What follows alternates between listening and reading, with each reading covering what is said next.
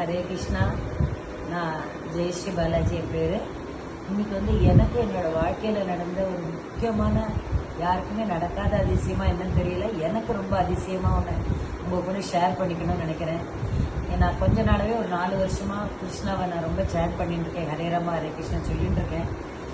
அது என்னாச்சுன்னா, எனக்கு ஒரு 10 நாளாக சொல்ல முடியாமல் ஆற்றுல ஒரே கெஸ்ட்டு, குழந்தைகள்லாம் ஊர்லேருந்து வந்ததுனால என்னால் சேட் பண்ண முடியல.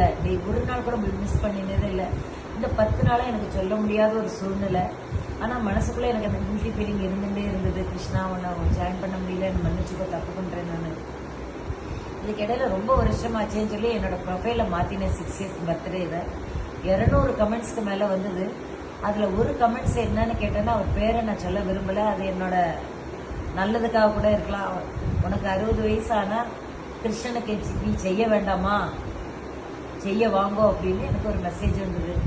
அது நேற்றுக்கு அது பார்த்ததுலேருந்து என் மண்டைக்குள்ளே ரொம்ப டென்ஷன் ஆகிட்டேன். என்னடா நம்ம ஹரே ராம சொல்லலையே, திடீர்னு இப்படி ஒரு மெசேஜ். எல்லாரும் ஹாப்பி பர்த்டே விஷ் பண்ணினா, ஆனால் இந்த மெசேஜ் மட்டும் எனக்கு ஒரு மாதிரி வித்தியாசமாக இருந்தது. எனக்கு ரொம்ப ராத்திரி தூங்கலை. நான் கஷ்டப்பட்டுட்டே இருந்தேன். நம்ம தப்பு பண்ணிட்டோமோ, சேட் பண்ணாமல் இருந்துட்டோமோ, இவர் ஏன் இப்படி ஒரு மெசேஜ் போட்டுக்க, கிருஷ்ணனை நீ மறக்கலாமா, கிருஷ்ணனுக்கு நீ செய்ய வேண்டாமா அப்படின்னு அவர் எதை மீன் பண்ணுறார்? நான் சொல்லாத நீ சொல்லலைன்னு சொல்கிறாரா?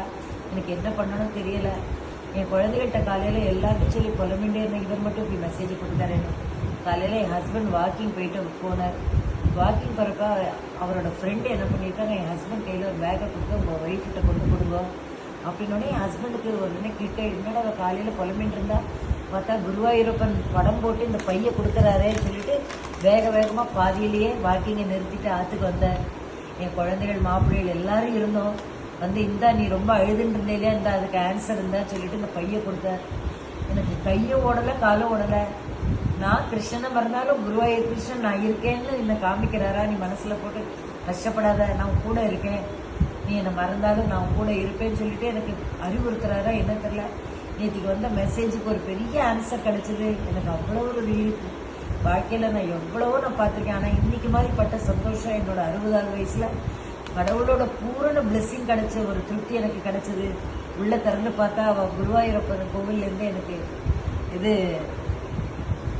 அரவண பாயசம் கிடச்சிருக்கு. அப்புறம் குருவாயூரோட பிரசாதம் சுகர் பவுடர் கிடச்சிருக்கு. அப்புறம் கலப சந்தனம் கிடச்சிருக்கு. இதோட வாழ்க்கையில் எனக்கு என்ன வேணும்? இதை நான் மறக்கவே மாட்டேன் டில் மை டெத். இந்த அனுபவம் உங்கள் எல்லாருக்கும் எனக்கு ஷேர் பண்ணிக்கணும்னு தோணிது. ஹரே கிருஷ்ணா. என்றைக்குமே கிருஷ்ணன் யாரையும் கைவிட மாட்டாருங்கிறதுக்கு இதை விட சாட்சி எதுவுமே இல்லை. தேங்க்யூ. ஹரே கிருஷ்ணா.